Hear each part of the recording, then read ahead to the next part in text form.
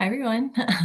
Welcome to our next LinkedIn Live, where we're going to give a first look at the DevLearn 2026 program. The full thing is coming very soon.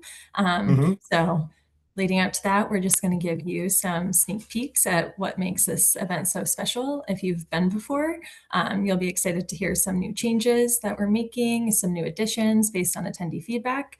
And if you've never been before, hopefully this gives you a great idea and look into what you can experience. I'm Lindsay, one of the marketing managers on the team, and I'm joined today with Mark Ritz. Hi, Lindsay. Good to see you. How's things in Connecticut? You're good. How are you? It's springtime. I'm happy. The sun is out. It's getting warmer. And Yes. like Yeah. you said, we're at that stage now where we're just about done building the entire program. And that means two things are going to happen in the next couple of weeks. And that is letting people know who submitted, who's on the program, and what that program looks like to the general audience interested in coming to DevLearn. Awesome. Well, I figured we could kind of walk through the week of DevLearn, give people Let's an do it. idea of what to expect on each day and what happens on the program. Sure. So starting off at DevLearn, we have our pre-conference learning activities. Those take place before the main event on Monday and Tuesday. So Mhm. I know you might not be able to give us too many details, but what's in store for this year and can attendees expect anything new? Yeah, it is exciting. So there's two things, right? We're gonna return with our certificate program is gonna take place. So those are our 2 day. We're also gonna have our 1 day workshops in areas like instructional design and project management. Definitely the AI conversation extends into those for those deep dives in learning. We're even gonna look a little closer at some some vibe coding and game-based learning as well.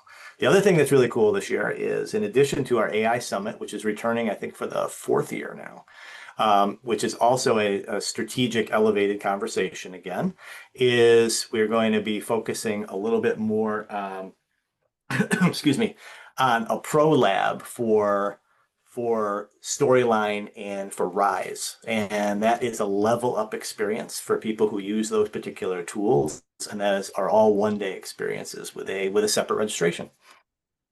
Awesome. Yeah, I feel like attendees love those experiences because you're coming to Las Vegas, you're making the trip. Why not tack something on to the beginning of the week where you can get a deeper dive into something you're most interested in? So Yeah, I know 100%. people are a big fan of those. Yep. Um, so after our pre-cons on Mhm. Tuesday, we actually kick off the main event with our sneak peek social. So it's a networking event where people can come pick up their badge, Yep. uh, get used to the conference space, so that way when they're there Wednesday morning, they're ready to hit the ground running. This is an event that we've definitely started to shape over the past few years based on Yeah. attendee feedback. Can you tell us about some of the new elements coming to this year's event?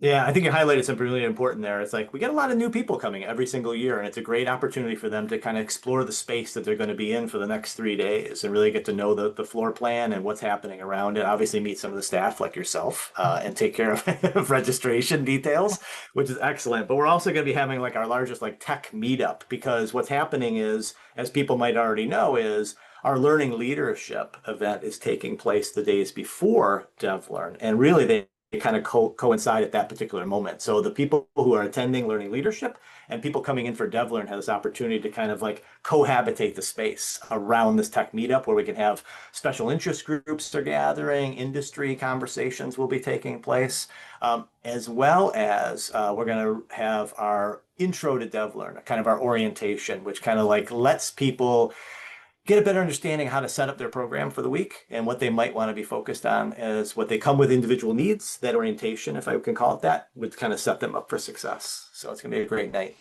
Yeah, I think that orientation is going to be very well received. I know it's something a lot of first time attendees are looking for. So I'm really excited about Yep. that. Yeah, it's going to be fun. Yeah.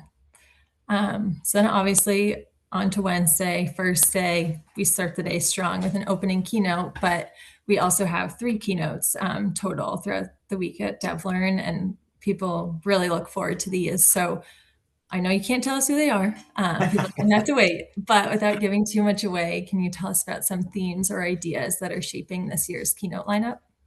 Yeah. It's funny because keynotes really kind of set the tone for the week, right? So Mhm. each day we try to set something up that resonates with the audience and reverberates throughout the day as people touch into the content sessions and the networking opportunities. So, like you said, I can't give it away just yet, but I can talk thematically that we're really looking at kind of the keynotes that'll lead the way in discussions of why we matter in learning and development and why learning and development matters more than ever right now. The other piece of this is the opportunity. I mean, there's a lot of apprehension out there right now, but there's also a lot of opportunity. And I think the keynotes that we're going to have are going to delve into that a little bit more. And then I think there's something as a message I'm really looking forward to is just this sense of resilience, right? How do we manage all the change that's happening? So it's really looking inward a little bit about why we matter and bring those conversations forward. And then obviously having those conversations a little bit deeper into the areas of like, how do we weather some of the storm and the changes that are taking place? And I think our three keynotes are really going to set that up nicely. Yeah, I think that's going to set a great tone, not just for each day, but the week as a whole and what DevLearn offers our attendees as a whole too. Absolutely. Yeah, gonna be Yeah. great. Next, kind of talking about our concurrent session blocks and what those look like. One of the more interesting updates, I would say, to this year's program is around the different session formats. Can you walk us through what's changing, but also let us know what's backed by popular demand? Yeah, so a couple things, right? So we did listen and we always listen to our attendees, and diversity of content is obviously important. The time and the space that they have together in the sessions. And we really looked at like what types of content was needed in various session forms. So just on a high level, attendees are going to experience 45-minute sessions. They're going to experience 60-minute sessions, 90-minute sessions, which are deeper dive mastery ones, which are really popular. A lot of the rooms will be set the way we've seen them before. There might be standard presentations, but we're also creating a lot of opportunity for collaborative space to happen at the event itself. So I know from your perspective too, is like when you're at the events, Lindsay, and you've been there a few times, what do you see as far as that energy around moving between the various sessions and what people are gravitating towards?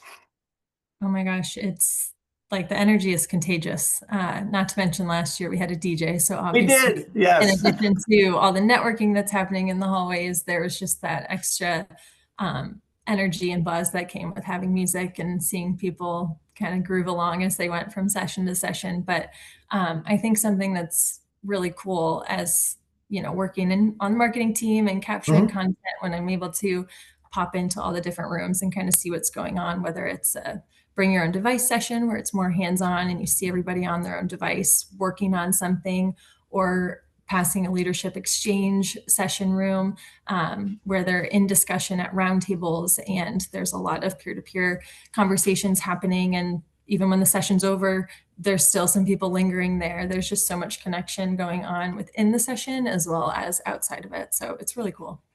Yeah, you mentioned that too about the leadership exchange sessions. That is definitely backed by popular demand, those sessions, those roundtable type discussions. And we're also going to have some designated sessions that are for teams. So the idea of coming with your team as a whole to the organization, to the event, is going to allow you to have those sessions, which will allow your team to actually have the conversations together. So nothing is missed between them. So to look forward to those. Yeah, that's really exciting. So my next thing, I kind of touched on it a little bit, but another session format we know that's popular is BYOD, bring your own device. Can we expect to see those on this year's program? Absolutely. And the other thing too, Lindsay, is as everybody kind of knows, is that we're kind of a community-centric event, right? So we bring forward the conversations and the creations that people and practitioners are building all the time. I'm really excited this year because we got a ton of BYOD content to really sort through. It's always difficult to determine, what could go on the program. But we had so much that we've actually extended the amount of BYOD sessions that we'll have across the event itself. So you will see definitively at least 2 BYOD sessions per block of content at the event this year. That's awesome. Mhm. I think people are going to be really excited about that. Um, the next one is also a different format of a session that is specific to DevLearn, and it's definitely different. So if you've attended before, this change you'll notice, but our buzz discussions are moving from the morning now to the afternoon. Can you give us a glimpse into what's behind that shift? Yeah, we heard a lot about it. It's an, those morning buzzes are always very welcome. They're informal conversations. I guess maybe you could say they're semi-formal because they're kind of facilitated around a topical area. But being that early in the morning and other people are just kind of starting the day and they want to come in, we heard the kind of conversation saying, how about if we move these to be more reflection sessions, things that happen at the end of the day? So on Wednesday and Thursday this year at DevLearn, you're going to have that time, about 30 minutes, to re-engage with your peers at the end of each of those days. And what will be different this year, as we're striving for, is it's going to be track-based. And we'll get into tracks in a minute, I think, but the speakers who spoke that day would be able to be available then. Because we also know that when a session ends and you have questions in the room, it's often hard for an attendee to have that time with that speaker. But if we could bring those speakers back into that space, those buzz discussions will be just the place for those. Sorry, I have a pickle in my throat. No worries. Um, You're all choked up. I get it. I feel the same, Lindsay. oh, sorry. Yeah, no, I think the switch from the morning to the afternoon is going to be really well received. And like you said, it allows the continue of conversation, and it's also going to take place right before we go into our networking events like Yep. opening expo reception and demo fest. So that's awesome. Mm-hmm. Um, and then kind of the last thing that we wanted to talk about, like you were just mentioning, is obviously the tracks. So the content itself. Yep. Can you kind of give us an overview of the conference tracks? Because I think rumor has it there's two new ones that we're pretty excited about. That rumor got out, Lindsay. Yeah. Yes, we are excited about it. I think, we are the learning guild, and that means that we touch all areas of learning and development, regardless of the industry or the context. So in addition to like really familiar tracks we've had in the past, from AI and automation to video and media, which will always be present at DevLearn. We're also going to see higher education more directly represented, and we're also going to see customer education. And what's really exciting about these sessions on the program is they really show the overlap and what each of these areas can learn from each other, from corporate learning and development to customer education to higher education. So it's a kind of a merging that's coming together, and DevLearn's just the place for it to happen. Yeah, that's awesome. Anything else? I don't think I have anything else. I don't know about Yeah. you, if there's anything else that you can share with us. I know people are anticipating seeing the program. It'll be here soon, we promise. Yes. Yes. It's coming up very Yeah, quickly. No, I think we nailed it. I think we've got everything laid out for people. And of course, we're excited internally to release what we've been working hard on for the last couple of months and are excited to showcase it. yeah, it'll be good. All right. Well, thanks, Lindsay. Good to see you. Yeah, you Stay too. warm. Bye, everybody. Bye.